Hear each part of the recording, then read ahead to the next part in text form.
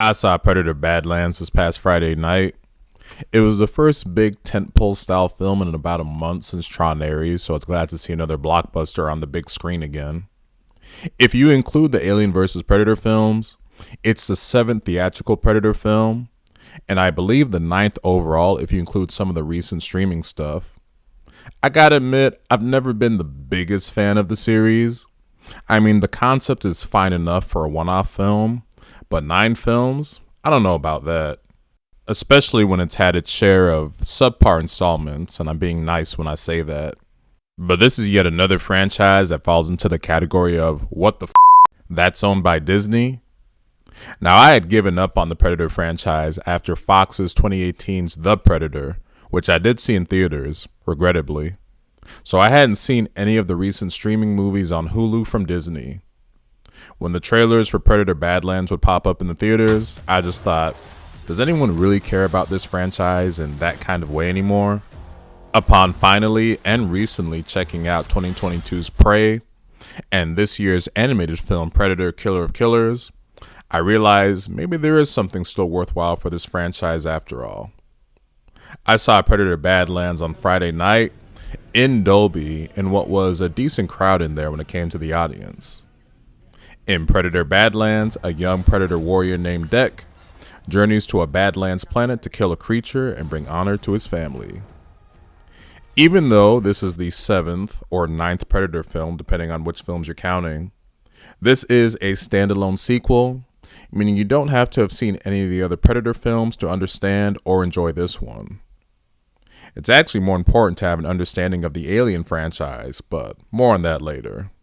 But if you have seen the other Predator films, you'll know after seeing this one that this is a very different feeling Predator film based on how it deals directly with the Predator. In basically all other Predator films, the Predator might as well be a slasher villain, like Jason or Michael Myers, where they're just a force to be reckoned with, but no real depth there as it's the human characters who are the real focus. The complete opposite is true of this film. Right from the opening scene, you realize, oh this is going to be a very different feeling Predator film. You see this based on how the Predator characters are humanized in the opening scene, and how we see our main character Dek has something emotionally to be invested in this case, some family drama. It's something I never thought I'd see or need in a Predator movie, but it does this film wonders. It's pretty amazing that it took 9 films to have a Predator movie about the actual Predator.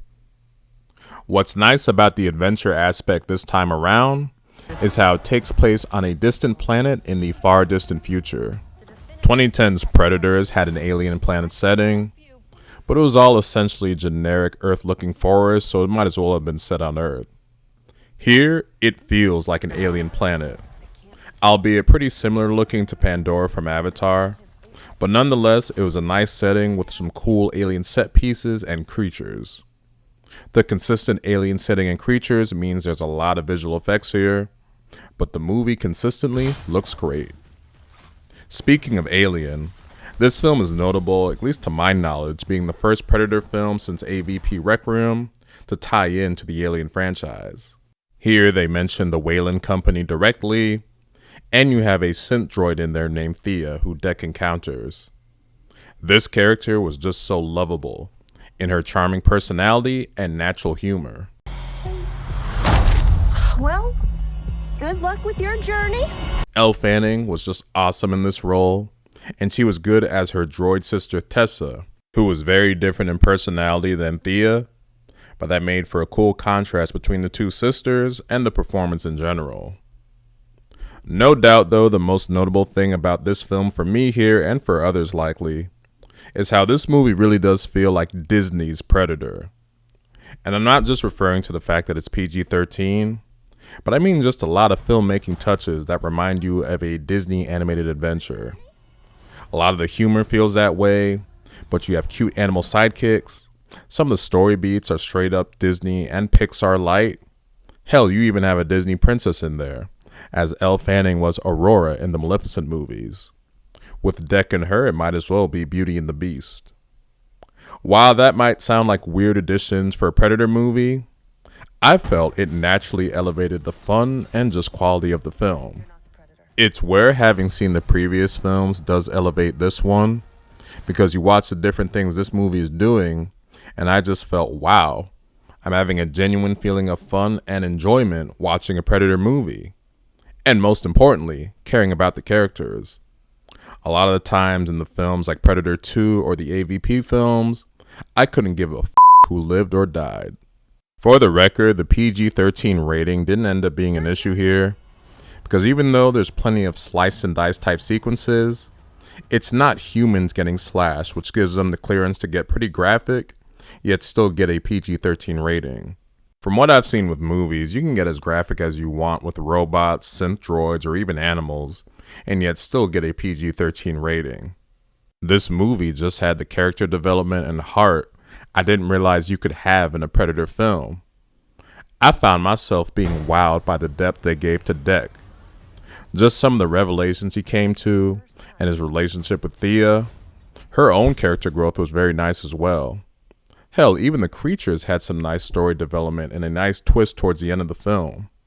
Kind of reminded me of Brother Bear, another Disney influence on this film, I guess. It made the action scenes all the better towards the end and more engaging, with everything coming together to create a legendary film.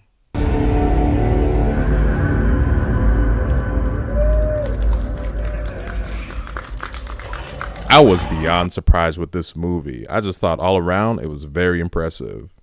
And when you pair it with the other two Predator films on Hulu Disney has done, the Predator franchise has been way better under Disney than it ever was Fox. Who the would have guessed that, huh? I'm hoping this movie does well financially, as I would love to see what this director has in store for the franchise next, as he's the same one that also did Prey and Killer of Killers, so clearly he knows what to do when it comes to the Predator. And speaking of the other Predator films, look out for a ranking of all Predator films in the next few days. So that'll do it for this review of Predator Badlands. If you made it to the end of this video, thank you for watching.